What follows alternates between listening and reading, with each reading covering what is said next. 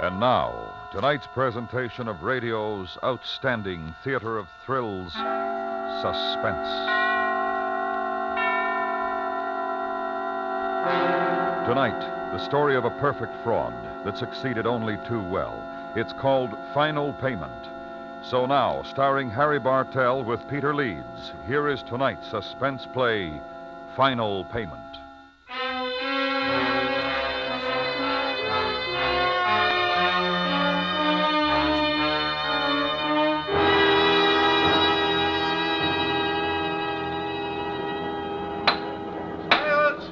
Silence in the courtroom. If there's another outbreak such as this, I'll order the courtroom cleared. Your Honor, Yes, Mr. Sheridan? I'd like to request a 30-minute recess. I assure you, Your Honor, we were certainly not prepared for anything like this. I understand, Mr. Sheridan. And in view of the unusual circumstances, I grant your request. This court is recessed and will reconvene in 30 minutes.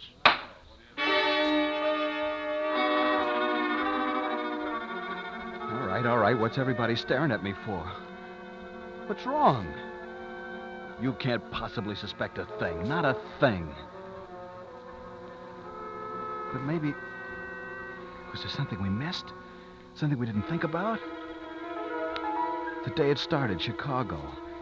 The day I ran into Sam at the lunch counter. Maybe there was something then. Maybe that's when we made a mistake. Gee, Joe, it sure's been a long time, hasn't it? 10 years. You know, it doesn't seem that long.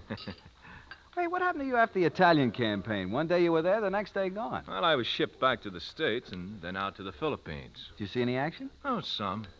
A little. You're not saying you haven't changed a bit. Put on a little weight, maybe. Haven't we all? And some gray hair. Oh, I'm a lot grayer than you. Well, maybe I haven't got as many worries as you have. I guess you live right. I guess I do. Oh, you married, Joe? Oh, yeah, I got a couple of kids. Oh, that's wonderful. I'm working with a construction gang right now. It isn't what I want, but it'll do. Well, temporarily, you mean? Yeah, Got to keep the family eating, huh? sure do. Bet it gets rough sometimes. Yeah, sometime. It takes a lot of sweat to keep a family these days. You got a family, Sam? Oh, no, but I know the problems. Hey, what are you doing in Chicago? You live here? No, just passing through. What kind of work you doing? Well, Joe, right now, let's just say I'm in between jobs. Actually, Joe, I'm looking for a partner. A partner? Mm-hmm. A partner to split a profit of $100,000 with me. 100? Say, Joe, I'll tell you what. I'm going to be in town for another couple of days. Look, here's the phone number of the hotel where I'm staying. You know, it never occurred to me, but you might be interested in hearing about this deal. Sam, I don't have an old spare tennis shoe. I couldn't invest in a business. Joe, I said I'm looking for a partner to split $100,000 with. I didn't say anything about investing money. If you're interested, give me a call, huh?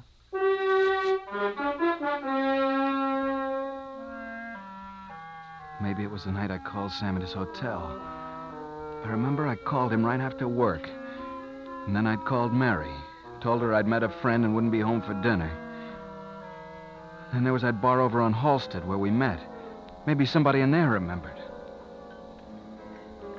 It's a new twist on an old racket, Joe. A guy who pretends he's hurt, only he isn't. The insurance companies are wise, Sam. You never get away with it. Wait. Now, first I gotta know if you're interested, Joe. First I gotta know that. Then I'll tell you the twist. Well? Yeah, all right, I'm interested. Good. Now, this is the way it works. You and the family move to a small town. You buy yourself a moderately cheap car. Get a job. You live there a couple of months, and you call on the insurance agent of a big company. You take out a small policy. A couple of months later, you increase this policy to $100,000 liability. In the meantime, I arrive in the same town, take up residence. Now we both live there, maybe on the opposite sides of the town. You still with me? Yeah, go ahead. Okay. Then one day, a year later, I step off the curb at a certain intersection. You're driving home from work. You hit me. Hit you? Yeah. I dodged a lot of tanks in Italy, but somehow I can't dodge the right fender of your car. I tell you to forget about it. You do. You don't even bother to tell the insurance company about it because I seem like such a nice guy. Only I'm not a nice guy because a couple of weeks later, I got you in court, and I'm suing you for $200,000. You know, Joe, I figure by the time we settle, it'll be an even 100,000. But when the insurance company It'll be finds it... too late. I don't get it, Sam. They'll fight it. They'll... Oh, sure. They'll have some notice before, and they'll come to you and give you a big thing on how they're going to fight this case. That's what I mean. And you, Joe, you're going to cooperate with them 100%. But then And now the twist. It takes place the day you go under cross-examination. About it, I'd have understood, but my gosh, she just stood there like a big... Oh, no, I don't... You go under cross-examination. You're going to break down and confess it was your fault. Confess? But Sam... Joe, the worst you can get is maybe a charge of criminal negligence. Maybe a fine, your driver's license suspended for a year. But it's worth 50 G's, isn't it? It's crazy. So crazy it could come off. Well, Joe, $50,000. You know, if I thought for 1 minute... What can go wrong? I don't know. I gotta talk this over with Mary. Oh, no. No, you don't talk this over with anyone. You understand me? No one.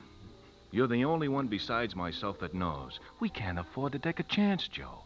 Not even on your wife. But if I just pick up stakes and take off of some small jerkwater town, Mary's gonna Make want up to know... some excuse. It doesn't matter anything. Better climate for the kids. You want to get ahead? Well, what do you say? All right. Count me in.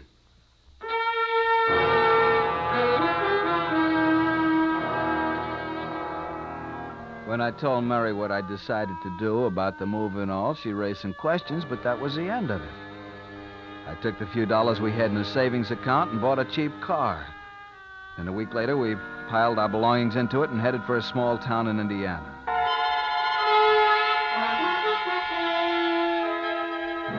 Sam picked this town in Indiana because a big insurance company had a local office there. I got a job with a machine shop. The pay wasn't high, but it kept us in food and clothes, and there was enough left over to make payments on the insurance policy I'd taken out. 3 months later, I called the insurance agent and told him I wanted to increase my liability policy to $100,000. Was it then? Was there some slip-up that night Mr. Hirsch came to the house? Did something happen then? Well, Mr. Thurston, I think we've got everything. All you do now is just sign right here.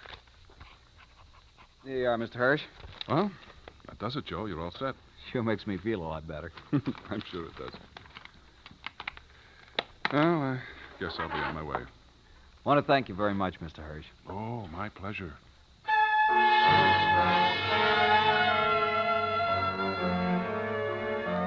Wouldn't have been then. There wasn't anything. And then one day on a coffee break at a little cafeteria, I noticed someone out of the corner of my eye. He sat down on a stool next to me. Hiya, kid. Sam. I got in town about a week ago. How's everything going, Joe? Fine. You keeping up the payments on the policy? Yeah? Good. I'll contact you again right before we're ready to pull it off.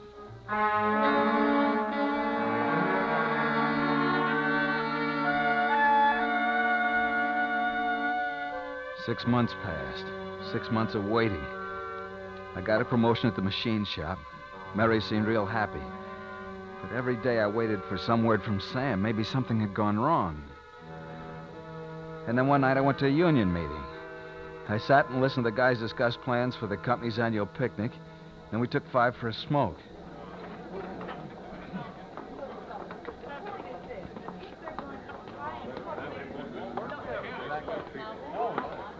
Pardon me, mister. You got a light? Yeah, sure. Thanks.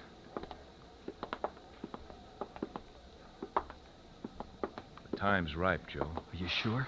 I'm sure. Now listen carefully. And get this in your head. Yeah, I'm listening. Day after tomorrow, 5:15 at the corner of 3rd Avenue and Wabash Boulevard. Yeah. I'll be on the southeast corner. I've clocked you the last week. You hit the corner at 5:15 exactly. Remember that? 5:15, corner of 3rd Avenue, Wabash Boulevard. You'll be on the southeast corner. I got it. Good. Now go on home, buddy. The next time I see you, we're going to have an accident. An accident worth $50,000.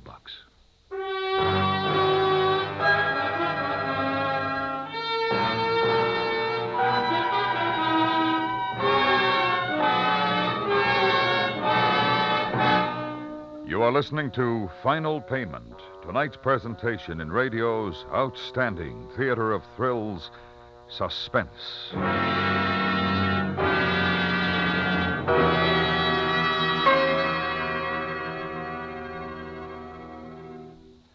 This Sunday night on CBS Radio, Cornell Wilde stars as Charlemagne in a Radio Hall of Fame dramatization spotlighting great moments in French history.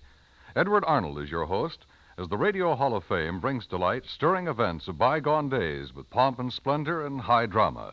That's Sunday night on most of these same stations. And now we bring back to our Hollywood soundstage Harry Bartell and Peter Leeds, starring in tonight's production of Final Payment, a tale well calculated to keep you in suspense.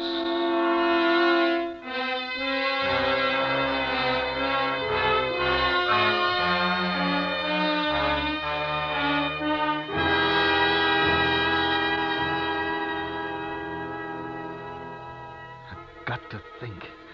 I gotta go back over everything to remember if there was a slip. I gotta remember. The instructions. Sam gave me the instructions that night at the union meeting. I memorized them. I know I did.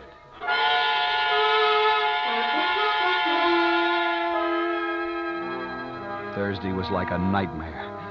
Could hardly concentrate on what I was doing at work. All day long I was nervous. Then it was 5 to 5. Time to wash up and get moving. Punched my time card, put it back in the rack, walked out to my car in a parking lot, and started. I drove east on Wabash Boulevard. My watch said 5:13. Traffic was light. 3rd Avenue was 6 long blocks away. My hands were so wet from perspiration I could hardly grip the steering wheel of the car. I kept in the right-hand lane. 4 blocks away. Kept the car going slow. Then I had to stop for the light at the corner of 4th Avenue. Looked at my watch again. It was 5:14.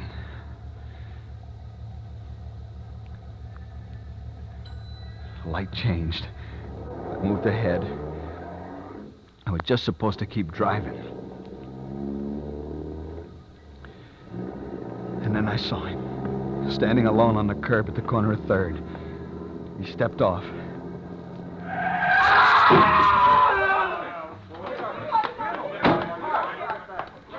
I didn't see him. Is he hurt bad? Is he going to be all right? Somebody please call an ambulance, quick. Gee, mister, I'm sorry. I'm awful sorry. No, it's... Oh, there. Hey, I can stand up. There's no broken bones. I guess I'm okay, fella. Just shook up a bit. Don't worry about it. Yeah, sure, but you ought to see it. Now, look, I'm okay. See?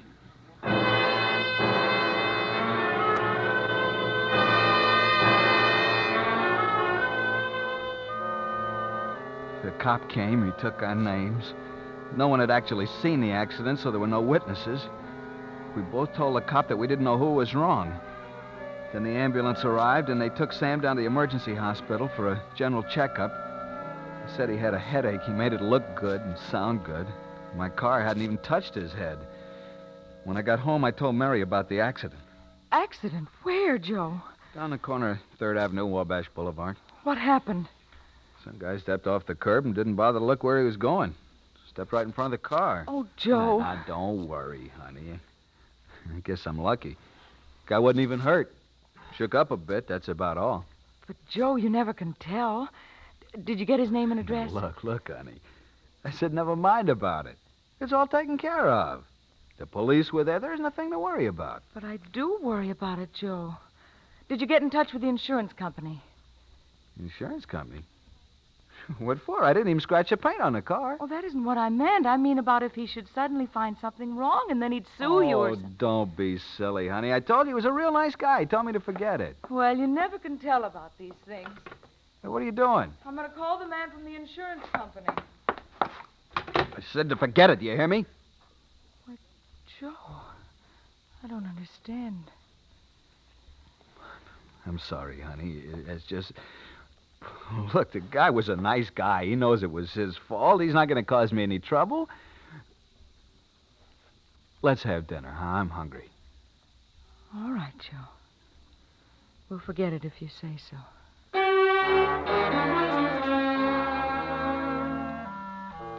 A week later, the insurance company got served with the papers. Sam filed a suit against me for $200,000. Naturally, as soon as the insurance company received the papers, they called me on the telephone. They were upset. Real upset. I just wish you'd called us when it happened, Mr. Thurston. You made a big mistake by not calling us. Yeah, I know, Mr. Hirsch. I guess I ought to have my head examined. My wife told me to call. I guess I should have. But you see, when it happened, he seemed like such a nice guy. He told me not to worry about it. Even when the ambulance carried him away, he told me to forget it. Well, sure. That's an old trick. A lot of them pull it. What do you mean, an old trick? Well, a lot of people try to beat the insurance companies that way. You'd be surprised. Well, what's going to happen? Well, I think we got a good case. We've got no witnesses, but then neither has he. The police report gives a pretty comprehensive picture of the thing, the way it was reported. So, in the final analysis, it's your word against his. Yeah, I see. Well, that's good, isn't it? Well, it means we've got at least a 50-50 chance, maybe better. You see, when they got him to the hospital, he put up a big fuss about being examined. Why? Unless he'd already figured cashing in on this thing. Things like that make me suspicious, Mr. Thurston. Very suspicious.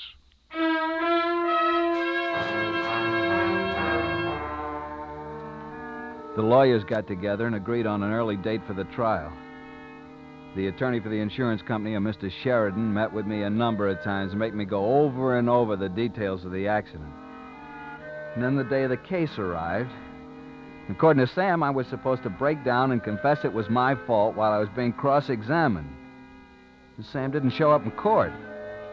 His attorney said he'd been indisposed, but he would deliver the brief without his client's presence. And that kind of upset me. I depended on Sam to be there to give me reassurance. All right, Mr. Thurston. Now, in your own words, tell the court what happened on that day. Well, Go ahead. Take your time. Well, I was driving home from work.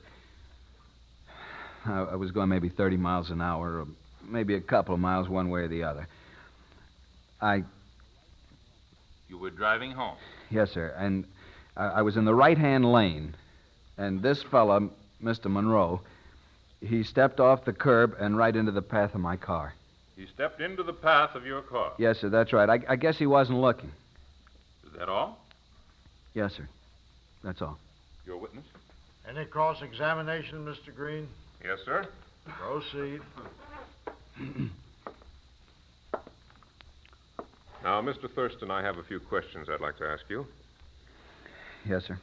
Try to answer these questions as honestly as you can. I object, Your Honor. That is not... Objection sustained. Now, according to your earlier testimony, Mr. Thurston, you were going east on Wabash, is that right? Yes, sir. Mr. Thurston, do you know if there is a stop signal at the corner of 3rd Avenue and Wabash Boulevard, the intersection where the accident occurred? Yes, sir. I think there is. There is. Mr. Thurston, do you remember if the light was green or red as you approached the corner? I think it was green. I see.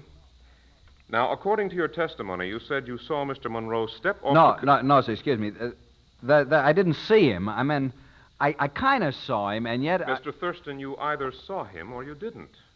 Now, which is it?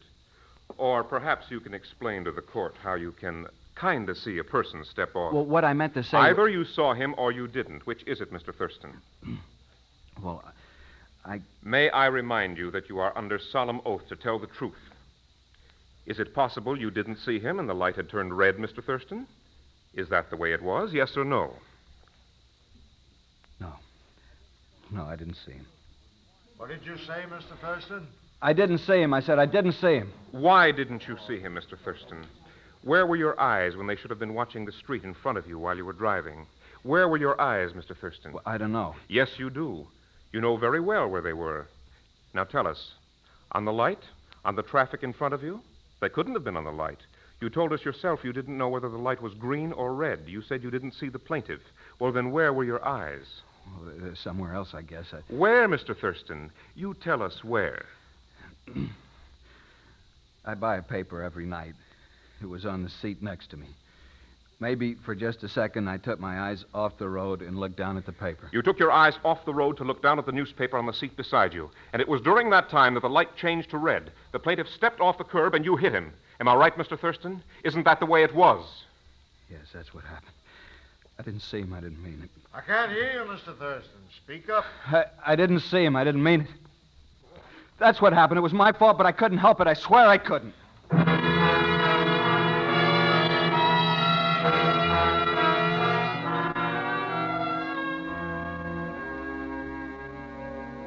Nothing.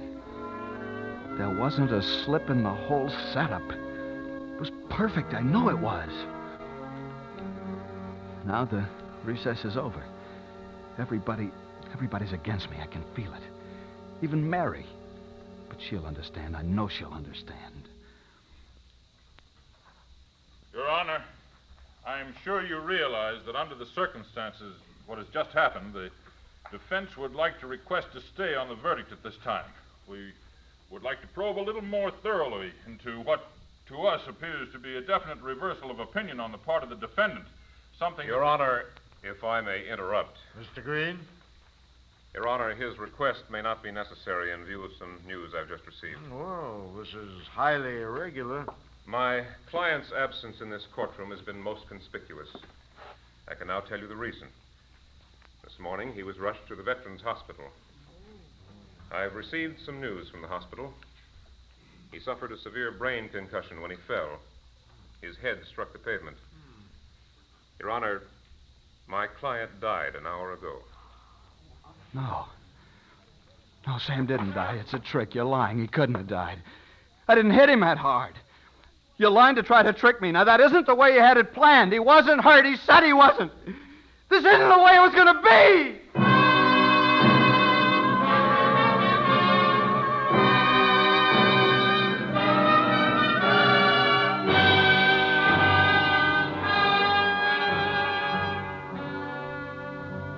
I'm waiting for another trial. My trial. For manslaughter. I shouldn't be here. This isn't the way it was going to be. Sam didn't tell me he had a steel plate in his head.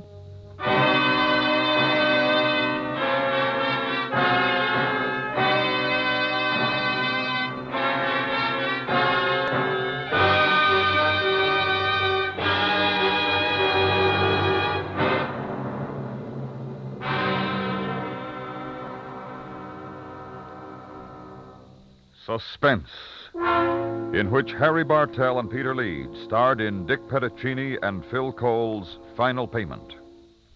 Next week, the story of a man who insisted upon finishing the murder he had never committed. We call it The Case History of a Murderer.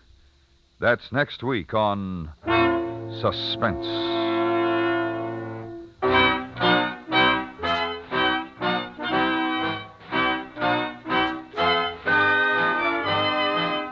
Suspense is produced and directed by Anthony Ellis. The music was composed by Lucien Morawick and conducted by Wilbur Hatch. Featured in the cast were Vivi Janis, Barney Phillips, Victor Rodman, John Larch, and Byron Kane. America listens most to the CBS Radio Network.